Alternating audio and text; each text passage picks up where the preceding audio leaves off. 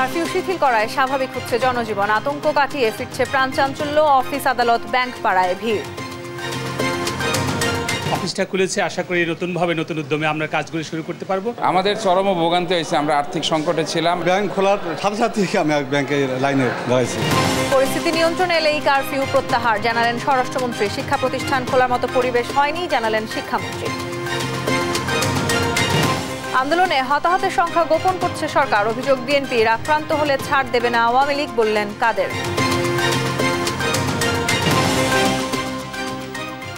আমন্ত্রণ সংবাদ রাতে, দেখছিলেন সংবাদ শিরোনাম, সঙ্গে আছি আমি তাসনুভা তন্নি।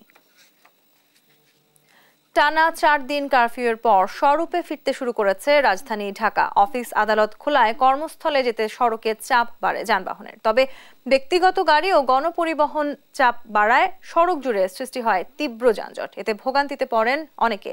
সহকর্মী সাবরিনা মজুমদারের রিপোর্টে বিস্তারিত।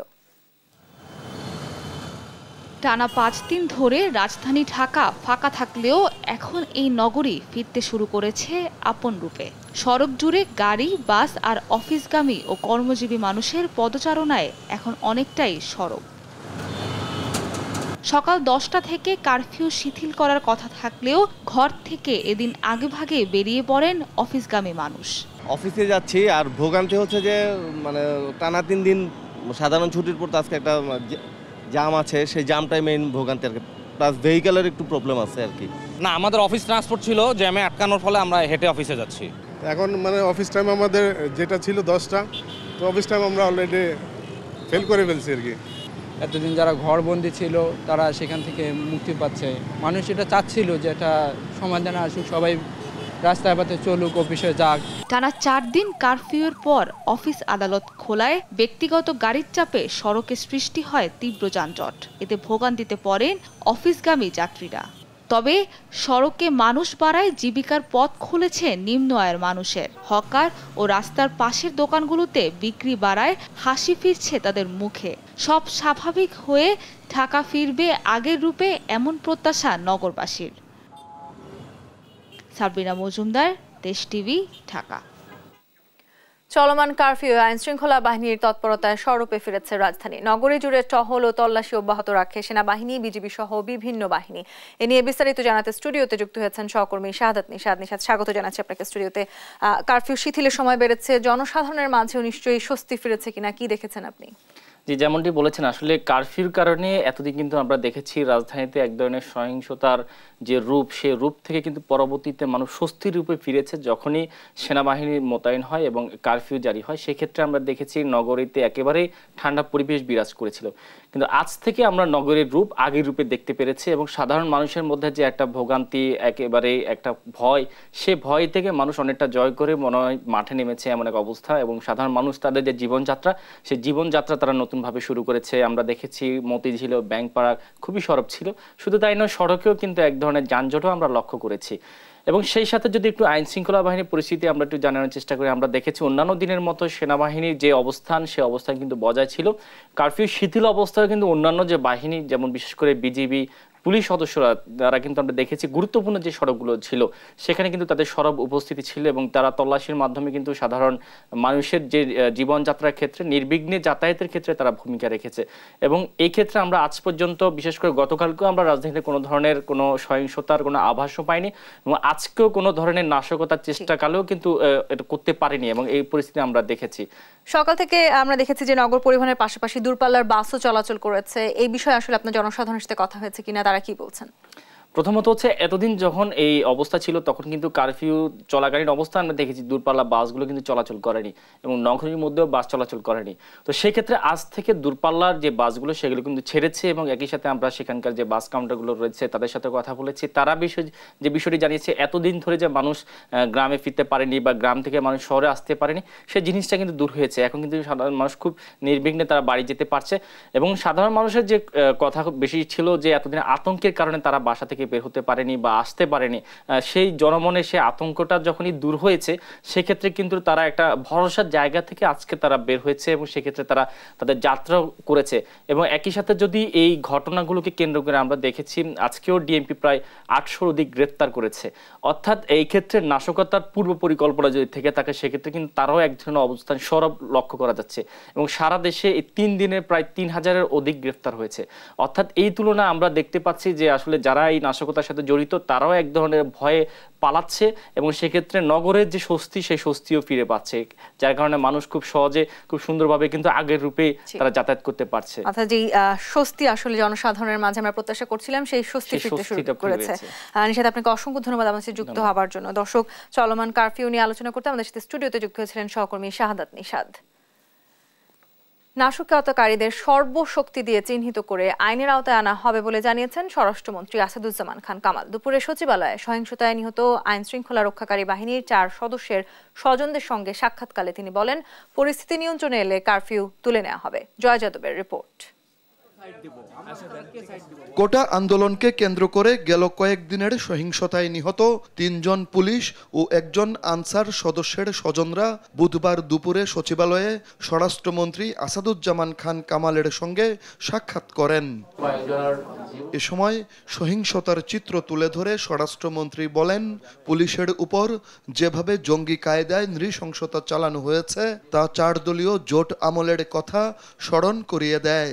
এটাই প্রমাণ করে যে সেই বাগমারার আপনার রাজশাহীর যে সেই জঙ্গির উত্থান, বাংলা ভাই যে উত্থান ঘটেছিল, সেই ধরনের জঙ্গি উত্থান, সেই ধরনের একটা কিছু কর্মকাণ্ড এই জামাত বিএনপির মানে তারা সবাই মিলে একটা মানে উদ্দেশ্য নিয়ে ঘটনাটি ঘটিয়েছিল। সারা দেশে সহিংসতার ঘটনায় মামলা হচ্ছে উল্লেখ করে তিনি জানান, হামলাকারীদের ধরতে পুলিশি অভিযান অব্যাহত আছে। এই সময় নিরাপত্তা বাহিনী আর বসে থাকতে পারে না। আমরা আমাদের সর্বশক্তি দিয়ে তাদেরকে আমরা একের পর এক চিহ্নিত করব, তাদেরকে আইনের মুখোমুখি করব। এটাই আমরা এখানে থেকে এক পাও কিছু আমরা সরে দাঁড়াবো। স্বরাষ্ট্রমন্ত্রী বলেন, পরিস্থিতি নিয়ন্ত্রণে এলে উঠে যাবে কারফিউ, আর সহিংসতায় কতজন মারা গেছেন সে তথ্য এখনো নেই। সেনাবাহিনী কাজ শেষ হলে দেশে যখন পরিবেশ ঠিক হয়ে যাবে, সেনাবাহিনী তাদের কাজে চলে যাবে, কারফিউ উইথড্র হবে এবং জনজীবন আবারও স্বাভাবিক গতিতে চলবে। দেখুন, আমাদের পুলিশের এবং আনসারের 4 জন মারা গিয়েছে, এটা আমরা সুনিশ্চিত। আমাদের পুলিশ ফায়ার ওপেন করার পরে কয়জন ইন্তেকাল করছে আমাদের জানা এই মুহূর্তে আমরা হিসাব দিতে পারবো না, কারণ দুষ্কৃতিকারীরা তাদের বেশিরভাগই মানে ডেড বডি নিয়ে গিয়েছে কিনা তাও আমরা জানি না।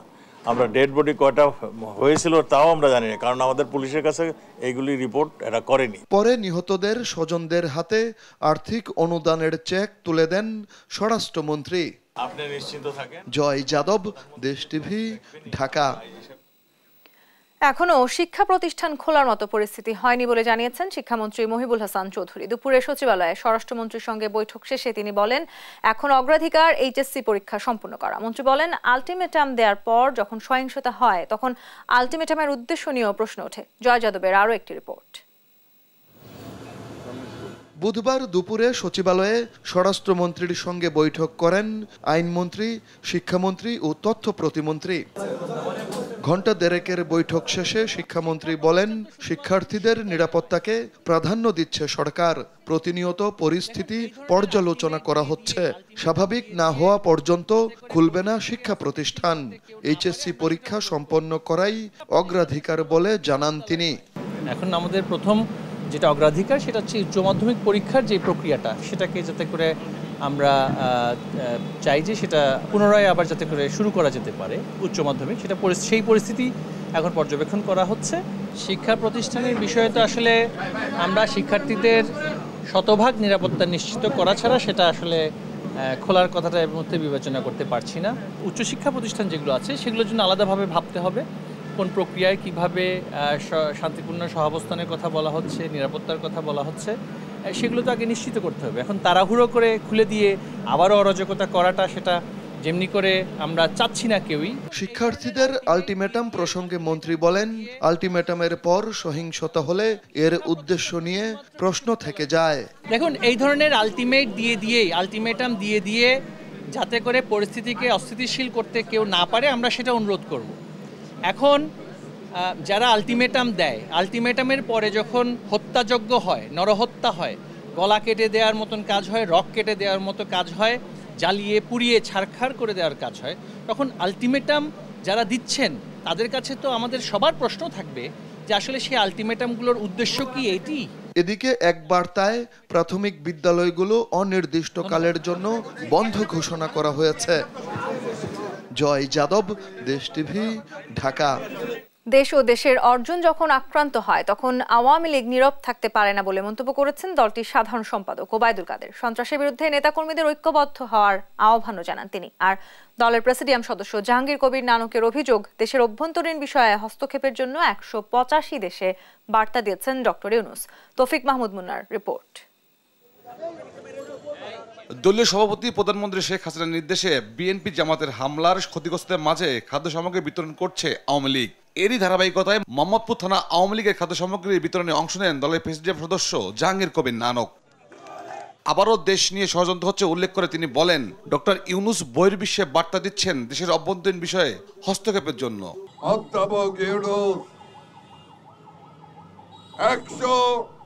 185টি দেশে বার্তা বাড়িয়েছেন তারা যারা বাংলাদেশের অভ্যন্তরীণ ব্যাপারে ও পরিস্থিতির ব্যাপারে যেন হস্তক্ষেপ করেন। অধ্যাপক ইউনূস, আপনার বিরুদ্ধে মামলা পরিচালনা হচ্ছে। বাংলাদেশের মানুষ আবার আপনি প্রমাণ করলেন যে বাংলাদেশকে আপনি মেনে নিতে পারেন নাই। আদাবর থানা আওয়ামী লীগের খাদ্য বিতরণ কর্মসূচিতে অংশ নেন দলের সাধারণ সম্পাদক ওবায়দুল কাদের। এ সময় সন্ত্রাস ও নৈরাজ্যের বিরুদ্ধে নেতাকর্মীদের ঐক্যবদ্ধ হওয়ার আহ্বান জানান তিনি। আজ আমরা নীরব দর্শকের ভূমিকা পালন করতে পারি না। যখন আমার দেশ, যখন আমার অর্জন আক্রান্ত, আজকে আমাদের ঐক্যবদ্ধ এই আগুন সন্ত্রাস বিএনপি জামাতের এই তাণ্ডবের বিরুদ্ধে ঐক্যবদ্ধ প্রতিরোধের কোনো বিকল্প। মির্জা ফখরুল ইসলাম আলমগীর এখনো মিথ্যাচার করছেন বলে অভিযোগ করেন ওবায়দুল কাদের। মির্জা ফখরুল এখনো ধ্বংসের সুরে, এখনো আগুন সন্ত্রাসে কথা বলে, এখনো ধ্বংসের কথা বলে। এত ধ্বংসের পর আর কত ধ্বংস, আর কি চান? তৌফিক মাহমুদ মুন্না, দেশ টিভি, ঢাকা। সরকার জাতিকে ভ্রান্ত ধারণা দিতে চলমান আন্দোলনে হতাহতের তথ্য না দিয়ে স্থাপনায় হামলার ঘটনা সামনে আনছে বলে অভিযোগ করেছেন বিএনপি মহাসচিব মির্জা ফখরুল ইসলাম আলমগীর। বলেন, বিএনপির ইতিহাসে রাষ্ট্রীয় স্থাপনায় হামলার নজির নেই। আন্দোলন ঘিরে নাশকতার মদদ দিয়েছে সরকার। দাবি করেন, রাজনৈতিক সমাধান না হলে দেশের সংকট সমাধান হবে না। বিস্তারিত সাইফুল রিপনের প্রতিবেদনে। সমসাময়িক ইস্যু নিয়ে বুধবার গুলশান কার্যালয়ে সংবাদ সম্মেলন করেন বিএনপি মহাসচিব মির্জা ফখরুল ইসলাম আলমগীর।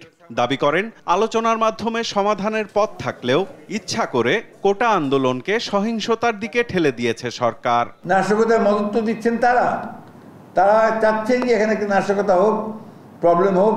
কারণ বিএনপি 40 বছর ইতিহাসে নাই যে বিএনপি কোনো রাষ্ট্রীয় স্থাপনার উপরে আক্রমণ করেছে বা সেখানে কোনো আপনার সমস্যা তৈরি করেছে। আপনি এটা পাবেন না খুঁজে। কতজন মারা গেছেন, এই আন্দোলনে কতজন শহীদ হয়েছে, সেটা হিসাব কিন্তু এখন পর্যন্ত আমরা পাইনি। সেটা হতে পারে যে আপনার ছাত্রদের তো বটেই, সেই সঙ্গে যদি পুলিশেরও থাকে সেটাও তাদের গভর্নমেন্টের খুব স্পষ্ট করে সকলকে পড়ার জনগণের সামনে তুলে ধরা উচিত। আসল রাষ্ট্রবিরোধী হচ্ছে আওয়ামী লীগ। আজকে যতগুলো কাজ গত 15 বছর ধরে তারা করছে সবগুলোই এই রাষ্ট্রের বিরুদ্ধে গেছে। সরকার উদ্দেশ্য প্রণোদিত হয়ে সাম্প্রতিক সহিংসতায় বিএনপিকে জড়ানোর চেষ্টা করছে বলেও অভিযোগ করেন বিএনপি মহাসচিব। আমিও মনে করি যে এটা পরিকল্পিত ঘটনা। সেই পরিকল্পিত ঘটনাটা ঘটিয়েছে সরকার তার বাহিনী দিয়ে, তার বিভিন্ন লোক দিয়ে তার মূল জায়গা থেকে তারা দৃষ্টি সরিয়ে নিতে চায়। সে মূল জায়গাটি একদিকে যেমন ছাত্রদের কোটা আন্দোলনের ব্যাপারটা ছিল, অন্যদিকে যে আসল সমস্যা যেখানে সেটা হচ্ছে যে আপনার একটি অনির্বাচিত সরকার। মির্জা ফখরুল বলেন, শিক্ষার্থীদের এ আন্দোলন দেশের মানুষের চোখ খুলে দেওয়ার আন্দোলন। এর মধ্য দিয়ে সরকারের ব্যর্থতায় জনগণের পুঞ্জীভূত ক্ষোভ বের হয়ে এসেছে। সাময়িকভাবে তারা সেটাকে আপনার সেনাবাহিনী নামিয়ে দমন পীড়ন করে, নির্যাতন নিপীড়ন করে তারা এটাকে হয়তো থামিয়ে দিতে পারে, কিন্তু এটা যদি রাজনৈতিক সমাধান না করে তাহলে কিন্তু এটা কখনোই সেই সমাধান হবে না। রাজনৈতিক সমাধান তো আমি বলেছি যে আপনার আমাদের নির্বাচন পদত্যাগ করতে হবে এবং আপনার নির্বাচন, একটা নিরপেক্ষ নির্বাচনের ব্যবস্থা করতে হবে। ক্ষমতাসীনরা রাজনৈতিকভাবে দেউলিয়া হয়ে প্রশাসনের ওপর ভর করে টিকে থাকায় আজ দেশের এ অবস্থা বলেও মন্তব্য করেন মির্জা ফখরুল ইসলাম আলমগীর। স্টেটের রাষ্ট্রযন্ত্রের বিভিন্ন প্রতিষ্ঠানগুলোর উপর ভর করে, এবং সেই কারণেই আজকে দেশের এই করুণ অবস্থা। সাইফুল রিপন, দেশ টিভি, ঢাকা।